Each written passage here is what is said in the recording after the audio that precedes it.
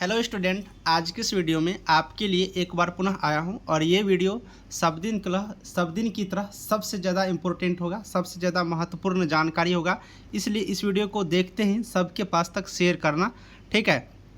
BTSC 10,709 ANM एक बार फिर से अपनी रूप को उजागर कर रही है, क्योंकि हाई कोर्ट में अगर हम बात करें तो फिर से एक बार केस हुआ है और ये केस इतनी इम्पोर्टेंट है जो कि वैकेंसी को जल्द से जल्द क्लियर करवाने में यहाँ पर हेल्पफुल होने वाला है। अब तक जो फैसला आएगा, जो अब कब तक फैसला आएगा, वो भी थोड़ा सा इस केस के माध्यम से आपको सब कुछ सामने दिखने को मिलेगा। पूरी जानकारी आपको इसी वीडियो में मिलने वाला है, तो विलंब क्यों करेंगे, डायरेक्ट हम वीडियो को आगे करते हैं। मैं आपको ये दिखा देता हूँ, ये आपको यहाँ पर देख पाएंगे।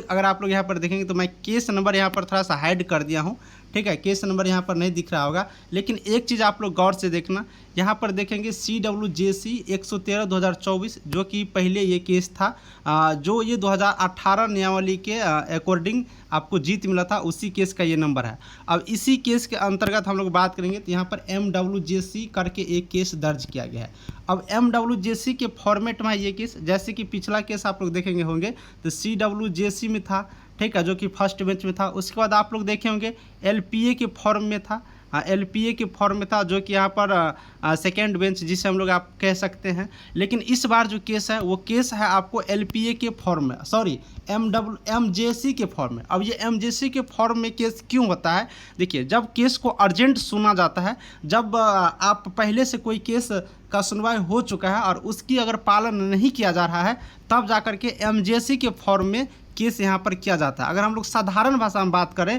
तो अगर BTSC के लिए केस जारी हो चुका है कि 2018 नियमावली को आप अकॉर्डिंग आप नियमावली को लागू करिए, और उसे लागू करने में अगर कोई परेशानी नहीं कर रही है, तो आप कोर्ट से पुनः MJC के फॉर्म में आप केस करके ये आप चीज़ पूछ सकते हैं। तो इसी को लेकर के आप लोग देख पाएंगे पेटिशनर जो कि सपना कुमारी है, अपना MJC के फॉर्म में एक बार पुनः हाईकोर्ट से गुहार लगाए हैं। अब ये केस जैसे ही क्लियर होगा तो BTSC को हर हाल में ये जो 2018 नियमावली के तहत जो हाईकोर्ट यहाँ पर जजमेंट पास किए हैं, उसके अकॉर्डिंग करना ही करना होगा।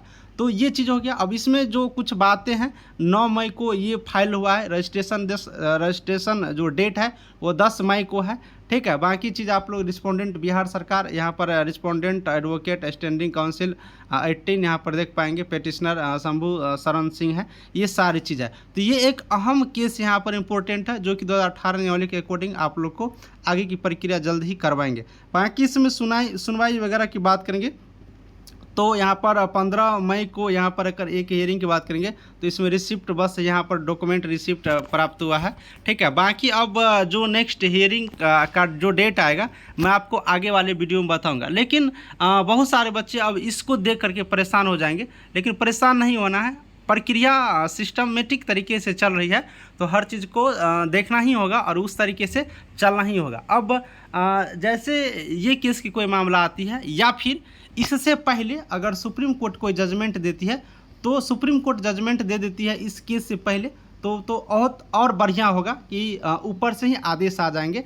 अगर उससे पहले ये केस भी यहाँ पर क्लियर होता है तो इस केस के वैल्यूएबल ही BTSC को करना होगा। जो भी जैसे भी होगा, ये कोर्ट की मामला है, आगे की जानकारी अपडेट होगा, मैं भी वीडियो बना के आपके बीच लाऊंगा। और इसी तरह की जानकारी के लिए आप सब्सक्राइब करना इस चैनल को। सभी को थैंक यू।